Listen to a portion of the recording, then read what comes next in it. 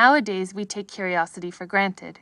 We believe that if we put in the hard work, we might one day stand before the pyramids, discover a new species of flower, or even go to the moon.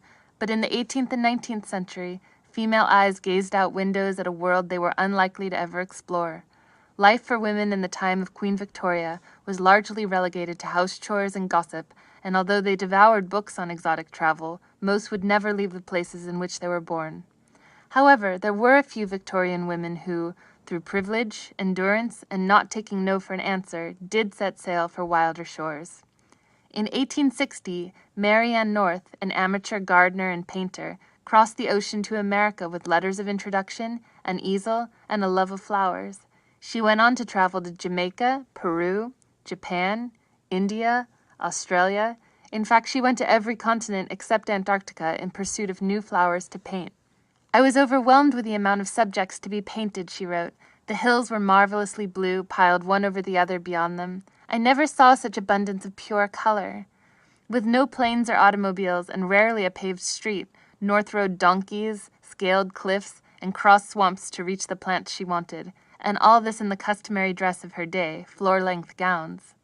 As photography had not yet been perfected, Mary Ann's paintings gave botanists back in Europe their first glimpses of some of the world's most unusual plants, like the giant pitcher plant of Borneo, the African torch lily, and the many other species named for her, as she was the first European to catalogue them in the wild. Meanwhile, back in London, Miss Mary Kingsley was the sheltered daughter of a traveling doctor who loved hearing her father's tales of native customs in Africa.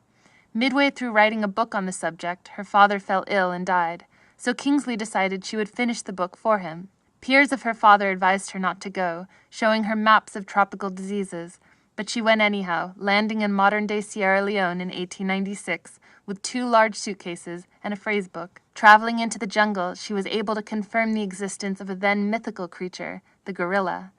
She recalls fighting with crocodiles, being caught in a tornado, and tickling a hippopotamus with her umbrella so that he'd leave the side of her canoe.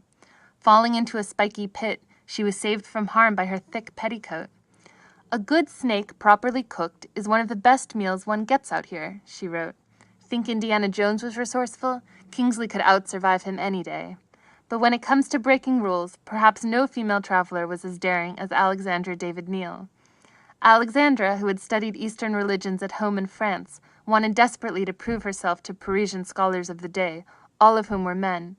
She decided the only way to be taken seriously was to visit the fabled city of Lhasa in the mountains of Tibet. People will have to say, this woman lived among the things she's talking about.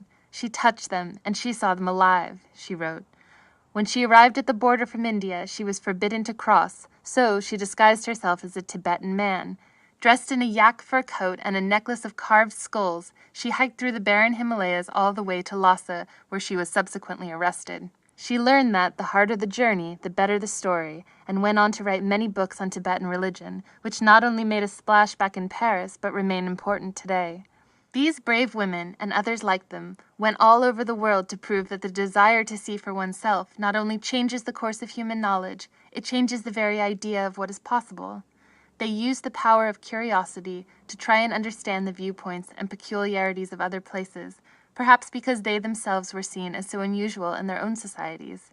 But their journeys revealed to them something more than the ways of foreign lands. They revealed something only they themselves could find, a sense of their own self.